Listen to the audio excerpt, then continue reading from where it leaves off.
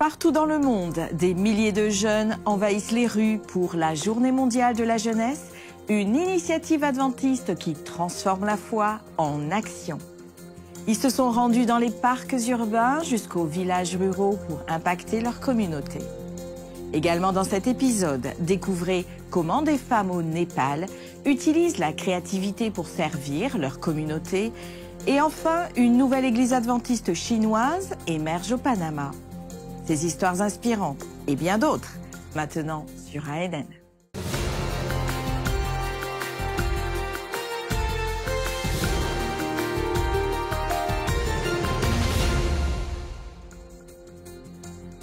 Bonjour et bienvenue dans une nouvelle édition d'ANN.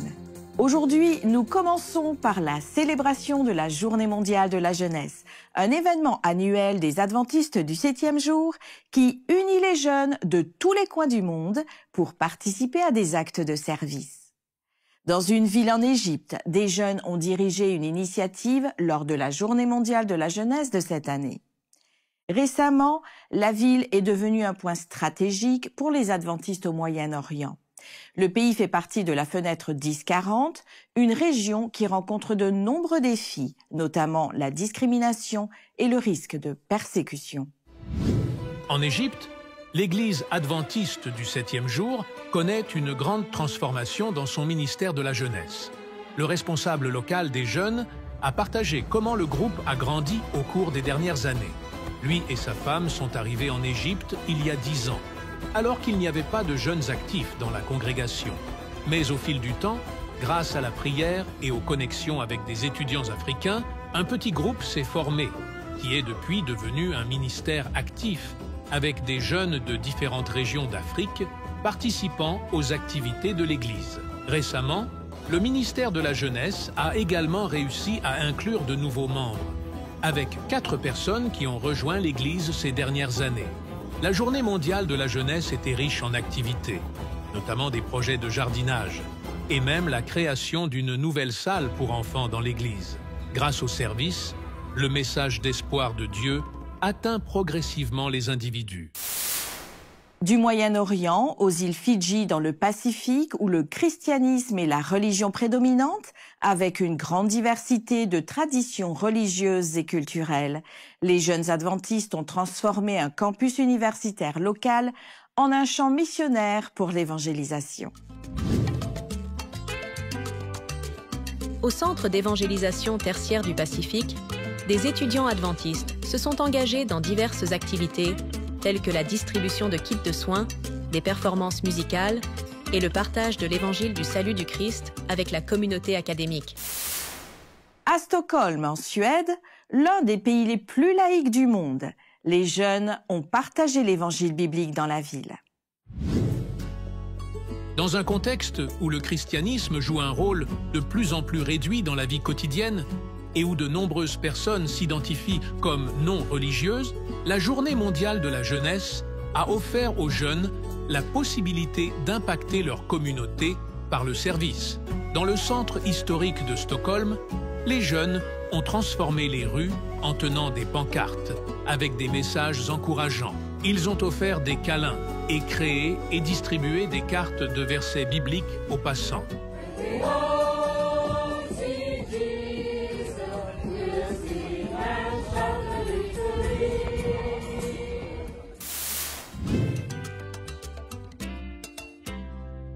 Pour la Journée mondiale de la jeunesse, les chauffeurs de taxi à Spalding en Jamaïque ont été surpris avec des kits d'entretien de véhicules.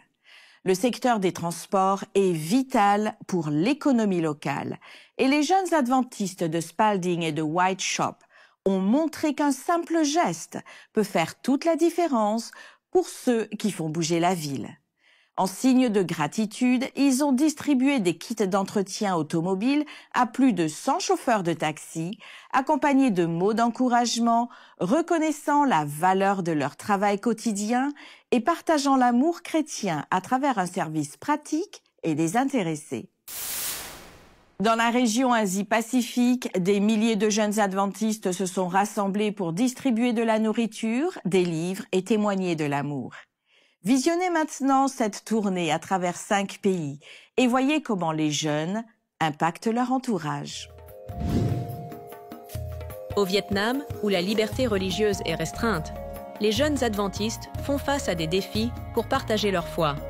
Lors de la Journée mondiale de la jeunesse, ils se sont mobilisés pour servir la communauté en distribuant de la nourriture et de la littérature. À Bali, en Indonésie, l'église adventiste du 7e jour Hang Tuah a distribué des takjil, de petits repas offerts aux motocyclistes en signe de générosité. À Sulawesi, des livres et des fruits frais ont été offerts. Aux Philippines, les jeunes adventistes ont servi plusieurs villes en visitant des familles, en chantant et distribuant des biens essentiels, en prodiguant des soins médicaux et en proposant du matériel éducatif. À Singapour, les jeunes ont tendu la main à ceux qui s'étaient éloignés de l'Église, en leur offrant du soutien et en réaffirmant la place de chacun dans la communauté. En Malaisie, les jeunes ont distribué des invitations pour des dépistages de santé et ont ramassé des déchets.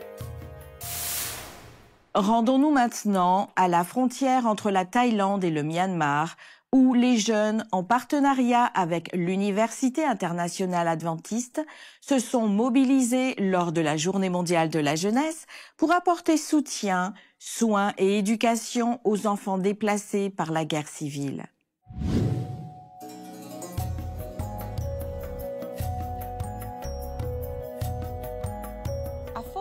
La jeunesse adventiste a atteint la frontière entre la Thaïlande et le Myanmar, où des centaines d'enfants ont fui la guerre et trouvé refuge dans une école adventiste. La maison missionnaire et l'Université adventiste internationale ont profité de la Journée mondiale de la jeunesse pour améliorer les installations qui les accueillent. La première fois que nous sommes venus avec l'équipe de l'université, les enfants étaient déjà heureux de nous voir. Et la deuxième chose qui m'a vraiment touché, c'est quand nous leur préparions de nouveaux draps. Les enfants sont venus et nous ont aidés sans même que nous leur disions quoi faire. C'est très touchant pour moi parce que, la plupart du temps, je rencontre des enfants qui ne sont pas comme ça. Ils sont très timides. Mais ces enfants, malgré la barrière linguistique, sont venus et ont aidé. Ils sont très heureux, rient et s'amusent ensemble avec nous. C'est quelque chose de très spécial. Entre le paisible environnement naturel de la rivière et la dure réalité de la guerre en Birmanie, la survie est une lutte quotidienne. Les missionnaires ont renouvelé l'espoir des enfants et des professionnels qui s'occupent d'eux. Je pensais venir ici pour donner de l'amour et aider, mais je pense que j'ai reçu de l'aide. Je reçois de l'aide des enfants parce que leur sourire, leur amour et leur cœur pur guérissent en fait mes problèmes dans ma vie. Je pense vraiment que peu importe si c'est cette école ou l'autre dans le camp de réfugiés du côté de la rivière, même s'ils sont en danger, les enfants sont très riches en amour, en joie et spirituellement. Ceux qui ne vivent pas pour servir ne servent pas pour vivre. Dans cet esprit, la Journée mondiale de la jeunesse a accompli sa mission. Après tout, chaque vrai chrétien est un missionnaire. Toujours dans la région du Pacifique Sud, la jeunesse a montré comment la Journée mondiale de la jeunesse, bien plus qu'un simple événement, est une véritable mobilisation d'amour et de service. Très belle journée mondiale de la jeunesse.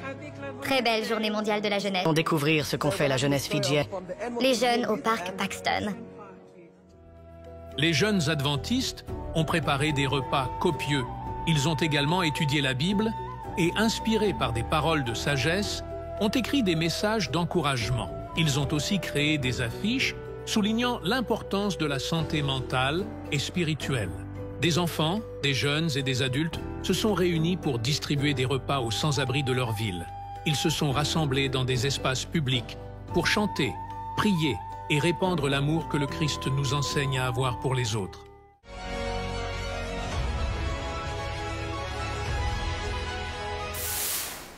En Amérique du Sud, des milliers de jeunes péruviens ont concrétisé leur service communautaire en organisant des opérations de nettoyage et de soins de l'environnement. Munis de balais et de sacs poubelles, les jeunes ont attiré les regards curieux et intéressés de ceux qui les entouraient.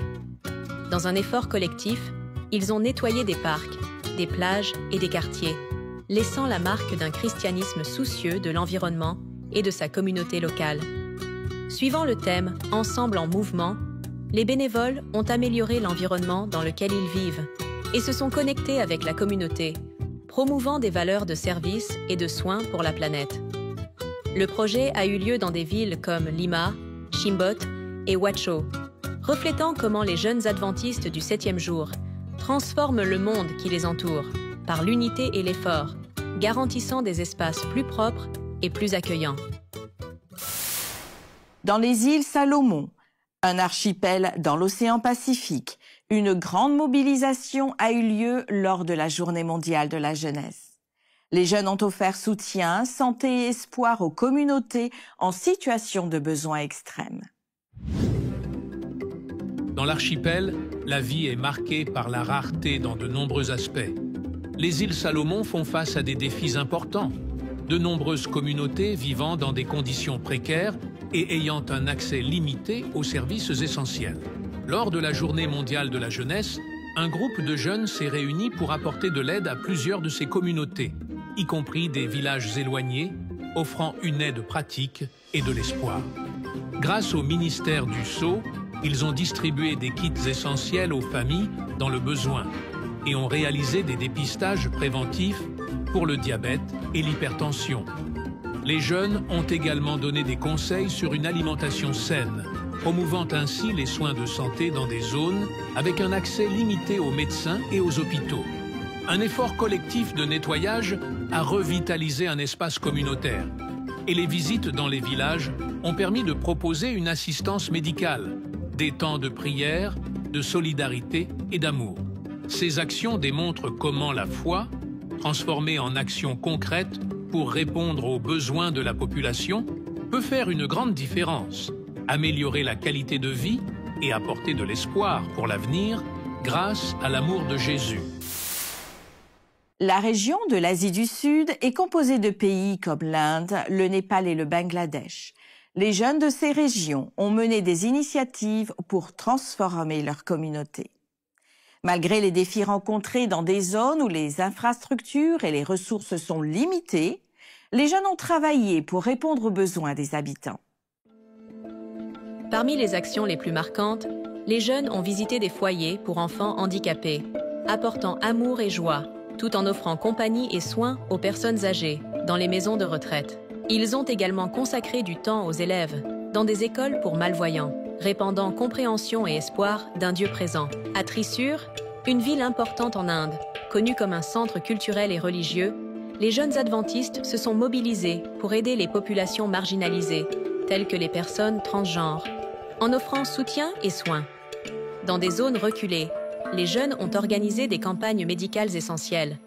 Dans des communautés défavorisées, comme les bidonvilles, ils ont promu l'éducation à la santé et à l'hygiène et, par un simple geste d'attention et d'amour, ont distribué des chaussons et de la nourriture aux sans-abri. Ils ont également livré des kits d'hygiène de base, atténuant les pénuries de ressources et restaurant la dignité de nombreuses femmes et heureuses familles. Ces actions ont renouvelé l'espoir et la foi en la vie, tant pour ceux qui donnent que pour ceux qui reçoivent attention et soins. Louez Dieu qui déverse sur nous toutes ses bénédictions. Faisons de la Journée mondiale de la jeunesse un mode de vie plutôt qu'un événement, en servant comme Jésus-Christ. Et en Australie, les jeunes ont fait preuve d'un engagement exceptionnel en s'unissant pour soutenir les plus vulnérables de leur région. Leur solidarité a attiré des bénévoles qui se sont rassemblés pour servir.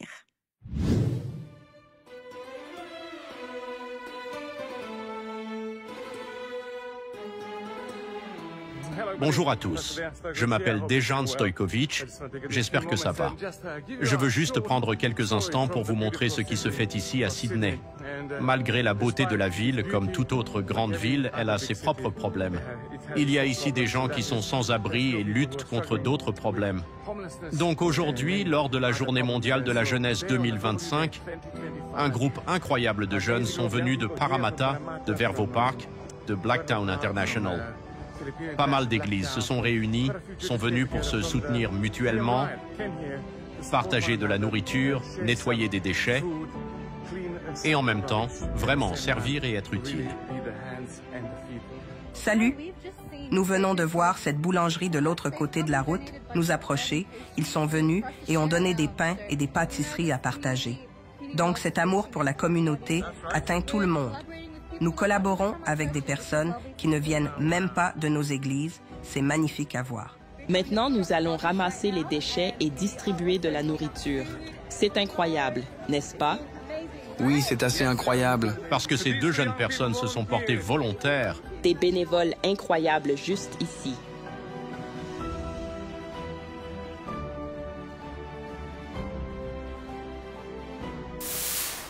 Les étudiants de l'Université adventiste de la Rivière-Plate apportent santé et espoir aux communautés à travers l'Argentine et au-delà, grâce en partie à des partenariats avec des églises locales et les municipalités. Grâce à une exposition de santé, ils offrent des services médicaux gratuits dans les villes et lors d'événements publics, y compris un événement spécial qui a eu lieu à Dallas aux États-Unis.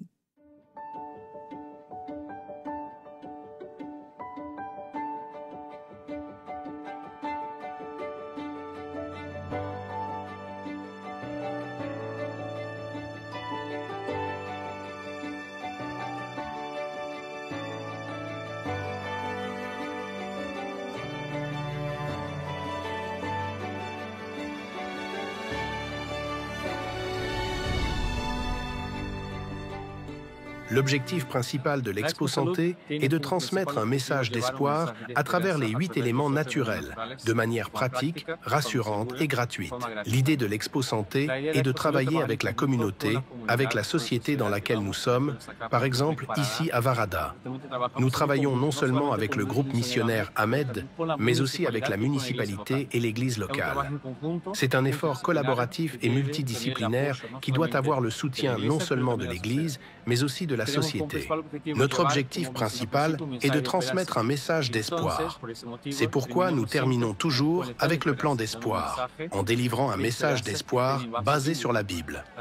Les personnes repartent précisément avec l'idée de pouvoir prendre soin de leur santé, non seulement physique et mentale, mais aussi spirituelle, ce qui est important. Eh bien, la vérité est qu'au cours de mes études, j'apprécie vraiment de venir à l'Expo Santé parce que je crois que c'est un moyen de mettre en pratique ce que j'apprends. Et ça, même avant d'obtenir mon diplôme. J'aime aussi cette expo parce que c'est un moyen de partager l'amour de Dieu à travers la santé. Souvent, ce sont des conseils simples et basiques, mais ils font une différence et nous pouvons partager ce que Dieu veut pour nos vies à travers la santé. Dans un monde où les routines quotidiennes l'emportent souvent sur les moments familiaux les plus significatifs, lorsque les parents et les enfants vivent sous le même toit mais restent distants, séparés par des distractions numériques, une vieille habitude pourrait permettre de recréer du lien et redonner un but. Conscient de cette réalité, le pasteur Ted Wilson, président de l'Église adventiste du 7e jour, encourage les familles à reconstruire l'hôtel familial avec un guide simple, gratuit et quotidien pour le culte familial.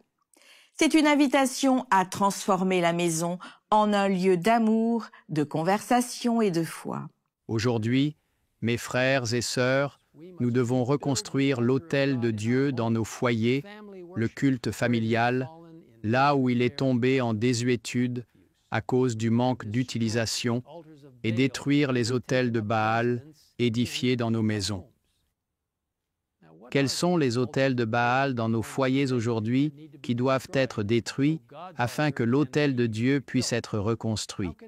Comment pouvons-nous enseigner à nos enfants et à nos familles à adorer Dieu chaque jour en reconstruisant l'autel familial, comme Élie a reconstruit l'autel de Dieu de son temps, en rendant l'adoration de Dieu centrale dans nos foyers chaque jour? Pour rétablir ou continuer l'habitude du culte familial dans votre foyer, le département des ministères de la famille de la Conférence générale a développé une ressource intitulée « Reconstruire l'autel familial » avec des instructions simples à suivre en fournissant un texte biblique quotidien à lire et à mémoriser, une méditation, une prière et une activité pour appliquer et vivre la parole de Dieu chaque jour. Pour télécharger une copie gratuite sur votre smartphone ou tablette, il vous suffit de vous rendre à l'URL indiquée en bas de l'écran. Ces ressources sont disponibles en anglais, français, italien, portugais, roumain, russe et espagnol. Que Dieu vous bénisse, vous et votre famille. You and your family. Pour visionner l'épisode complet et d'autres vidéos explorant plus en profondeur la foi adventiste du 7e jour et son histoire, visitez la chaîne officielle sur YouTube. Marcia Aparecida dos Santos a remplacé sa nervosité naturelle par la passion pour le discipulat, consacrant 18 ans de sa vie à enseigner la Bible bénévolement. Elle a trouvé un but dans l'utilisation de ses talents pour accomplir la mission de l'Église adventiste de répandre l'Évangile et de transformer des vies. Le parcours de Marcia a commencé lorsqu'elle a été invitée à aider les visiteurs de l'Église à parcourir la Bible et à comprendre la dynamique de l'Église. Cette opportunité l'a amenée à assumer le rôle de responsable de la classe des visiteurs où elle a découvert sa véritable vocation. Dans le cadre de la mission plus large de l'Église adventiste du 7e jour de répandre l'Évangile, Marcia enseigne maintenant à Espaço Novo Tempo, à Rio de Janeiro, au Brésil, et accueille des personnes de tous horizons. Elle personnalise son approche pour répondre aux besoins divers de ceux qui cherchent un accompagnement spirituel. Avec le soutien d'un assistant, elle peut consacrer plus de temps à la préparation des études et au mentorat des étudiants. Au-delà de l'enseignement, le discipulat a profondément impacté la foi de Marcia. Elle croit en vivant ce qu'elle prêche, soulignant que partager le message biblique ne suppose pas seulement la connaissance, mais aussi l'incarnation de ses principes dans la vie quotidienne. Son histoire met en lumière le rôle puissant des personnes ordinaires qui consacrent leur temps et leurs ressources à l'évangélisation, contribuant à un effort mondial pour répandre l'Évangile. Adventist Health, un réseau d'institutions de santé liées à l'Église adventiste du 7e jour, a unifié sa marque au Brésil. Le lancement a eu lieu au siège social à Brasilia et dans des unités de 7 États. Ce changement améliorera l'intégration entre les centres médicaux, les cliniques, les spas médicaux et les hôpitaux, renforçant la mission du réseau de servir, guérir et sauver. Le réseau, faisant partie de l'un des plus grands systèmes de santé chrétiens au monde, exploite 16 unités au Brésil, y compris des hôpitaux, des centres médicaux et des cliniques, employant 6600 personnes et plus de 2000 médecins. Adventist Health est reconnu pour ses soins de haute qualité, avec l'un de ses hôpitaux classés parmi les meilleurs du Brésil, l'hôpital adventiste de Manaus. La restructuration comprend également une nouvelle identité visuelle pour refléter sa mission et ses valeurs, et vise à améliorer l'efficacité des soins, à élargir les programmes sociaux et à améliorer l'accès aux soins préventifs. La région interaméricaine de l'Église adventiste a lancé un nouveau programme d'expérience biblique de vacances à travers un atelier en ligne auquel ont assisté des milliers d'éducateurs, de directeurs et de bénévoles. Le programme est une initiative annuelle conçue pour renforcer les valeurs et les leçons pour les enfants et les adolescents dans leur communauté. La session d'1 heure a fourni des conseils, des ressources et des activités qui touchent plus de 350 000 enfants et adolescents pendant les vacances scolaires. Le thème de cette année, des actes impossibles, met en avant 5 miracles clés de Jésus. Au lancement, des histoires, des bricolages, des segments animés, des outils pratiques et des chansons pour enrichir l'expérience d'apprentissage ont été présentés. Son hechos increíbles los que hizo Jesús a un mundo en tinieblas, él vino a darnos luz, le dio la vista al ciego, anduvo sobre el mar, sanó a los enfermos, Dios sobrenatural. Tenu au siège de la division interaméricaine à Miami, en Floride, l'atelier en ligne a permis aux dirigeants d'explorer directement le programme, de rassembler des idées et de se préparer pour des sessions de formation locale. L'organisatrice régionale, Edith Ruiz, a souligné la mission du programme. Dans cette école biblique de vacances, nous voulons que les enfants de l'Église et de la communauté puissent venir écouter les histoires et se souvenir de ce que Jésus a fait à son époque à travers les miracles. Ils peuvent comprendre que le Dieu des miracles du passé est le Dieu des miracles du présent. Ce sont des faits absolument vrais.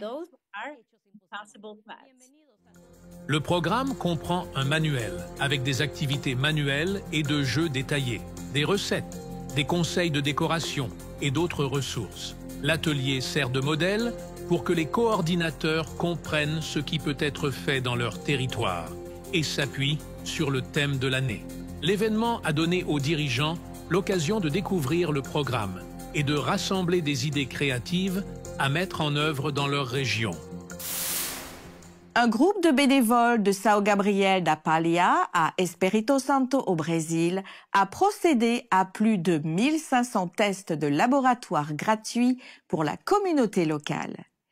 Ils font partie du projet Mission Caleb, une initiative bénévole qui encourage les jeunes à consacrer leurs vacances au service social et à l'engagement communautaire dans les zones défavorisées. Avec la collaboration de 3 laboratoires, les bénévoles ont mis en place des stations de test dans des salles réaffectées et ont offert le petit déjeuner, créant un environnement accueillant et de soutien. La présence de laboratoires privés a souligné l'importance de telles initiatives pour promouvoir la santé publique. En plus des tests de base comme les profils lipidiques, l'analyse de la glycémie, la numération sanguine et l'urée, des examens plus complexes ont été proposés à 50% de réduction. Plus de 100 personnes bénéficient des services. Henry et Arlene Stubbs ont consacré des années à planter des églises adventistes du 7e jour à travers Cuba. Leur objectif est d'atteindre chaque ville non atteinte dans les 5 prochaines années. Un immense défi pour les gens, mais pas pour Dieu. Steve Dickman d'OCI nous en dit plus sur leur mission. Bonjour à tous, je m'appelle Steve Dickman et je suis aujourd'hui à Cuba. Nous sommes sur le terrain et simplement excités parce que nous sommes au ministère de la Jeunesse mondiale. Henry et Arlene Stubbs, ça fait combien d'années que vous travaillez ici à Cuba? Quel âge vous avez? Allez, vous n'êtes pas ici depuis si longtemps. Nous sommes ici en fait depuis 1997. Vous travaillez à Cuba depuis longtemps. C'est le campus du groupe mondial de la jeunesse. Cuba est un endroit formidable à visiter si vous voulez voir de vieilles voitures comme celles que nous avons vues là-bas. Mais le ministère du groupe mondial de la jeunesse a une mission à accomplir. Laquelle? La mission ici est de planter une église adventiste florissante dans chaque ville non atteinte de Cuba. Chaque ville non atteinte, combien y en a-t-il? Eh bien, nous sommes passés d'environ 560 à 440. Gloire à Dieu, le nombre descend. Nous plantons des églises depuis les 12 dernières années. Nous avons planté environ 90 églises dispersées à travers Cuba, des petites, des plus grandes, dans des petites régions ou dans des plus grandes. Nous sommes ici, vous venez de terminer un congrès. Combien de personnes y ont assisté? Probablement environ 450. D'accord.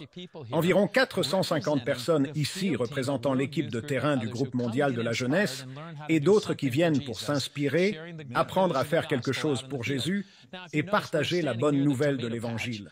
Alors, nous sommes debout près du potager où vous cultivez des tomates. Vous avez aussi une ferme et vous construisez un nouveau bâtiment de formation derrière nous. C'est incroyable. À quoi va-t-il servir? Eh bien, c'est un projet d'une grande ampleur. Nous construisons un bâtiment suffisamment grand pour ne plus avoir à dépendre du séminaire qui est à court d'espace pour notre programme de formation des travailleurs bibliques. D'accord. La formation des travailleurs bibliques va se dérouler derrière vous. De combien de travailleurs bibliques avons-nous besoin? Quelle est la vision du groupe mondial de la jeunesse? Notre vision est de planter une église dans chacune de ces villes non atteintes. Ce qui signifie que si nous allons dans environ 400, disons 50 nouvelles villes, nous affinons ce nombre en ce moment, nous aurons en fait besoin de plus de 900, disons, 1000 travailleurs bibliques. Alors, nous allons faire ça dans les 50 prochaines années. Est-ce le plan? C'est le problème, en fait. Ce n'est pas le plan. Ce n'est pas ce que nous avons proposé. Henri, je suis heureux de voir ce que Dieu fait ici à Cuba. C'est un pays très unique. C'est presque homogène, une langue, à travers le pays. Ce n'est pas énorme. Et c'est un peu isolé, honnêtement. C'est vrai. C'est un peu isolé, mais par la grâce de Dieu, nous sommes ici à Cuba et Dieu fait des choses incroyables. Nos voisins autour de Cuba sont des baleines. Des baleines comme voisins. Chers amis, vous pouvez en faire partie car former des travailleurs bibliques n'est pas bon marché. Et acheter des maisons et les transformer en petits groupes de culte et églises dans ces villes non atteintes à Cuba, c'est la vision que Dieu a donnée au groupe de la jeunesse mondiale. Et je suis impatient de voir ce qu'il va faire dans 5 ans ou moins. Amen. Henri, je pense qu'il faut s'atteler à la tâche. Je pense que nous devons relire les histoires de Gédéon et ce qu'il a fait avec 300 soldats ou de Jonathan et son écuyer et ce qu'ils ont fait avec toute une armée. Nous avons besoin du Seigneur. Nous avons besoin du Seigneur. C'était Outpost Centers International. Nous sommes aujourd'hui à Cuba, où un groupe de jeunes du monde travaille depuis des années. Dieu a béni leur travail et maintenant ils se préparent à le multiplier et vous pouvez en faire partie. Vous pouvez visiter notre site web d'OCI. Vous y trouverez le groupe de jeunes du monde qui est l'un de nos membres. Vous pouvez contribuer, parrainer une église dans un petit village ou parrainer un travailleur biblique. Vous pouvez les aider à terminer leur bâtiment de formation qui est derrière nous, ou les aider à augmenter la capacité de leur ferme. Vous savez, il est difficile de trouver la nourriture ici à Cuba. C'est très difficile d'en trouver. Partagez cette vidéo et encouragez les autres à s'impliquer. OCI, Outpost Centers International, est un réseau mondial de ministères laïques qui soutiennent l'Église adventiste du 7e jour. Sa mission est de répandre l'Évangile et de soutenir le travail de l'Église dans le monde entier. Ainsi s'achève l'épisode ANN de cette semaine. Pour en savoir plus sur les croyances de l'Église adventiste du 7e jour, visitez adventiste.org. Pour les dernières nouvelles et des histoires inspirantes du monde entier, rendez-vous sur adventiste.news. Merci de votre fidélité et nous vous disons à la semaine prochaine.